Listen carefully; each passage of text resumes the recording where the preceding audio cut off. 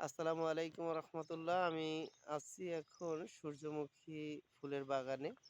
আমি এই ফুল সম্বন্ধে একটু জানাবো যে এই যে আমাদের যে সূর্যমুখী শুধু দেখতে সৌন্দর্যের জন্যই আসলে এই সূর্যমুখী আল্লাহ পাক সৃষ্টি করেনি। এই সূর্যমুখীতে রয়েছে অনেক পুষ্টিগুণ। এই সূর্যমুখী দিয়ে তেল হয়। সেই তেল হার্টের রোগীদের জন্য অনেক উপকারী। হৃদরোগের খুব উপকারী একটা তেল। এরপরে এই তেল দিয়ে যে তেলটা হয় সেটা সূর্যমুখীর যে তেল সেটা হচ্ছে আপনার মুখের জন্য ত্বকের খুব উপকারিতা।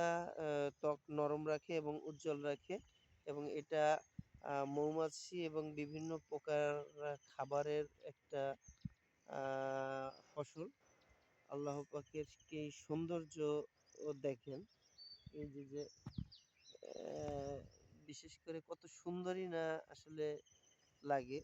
প্রকৃতির সৌন্দর্যের জন্য একটা অবিরাম গুরুত্বপূর্ণ ভূমিকা পালন করে। ধন্যবাদ সকলকে।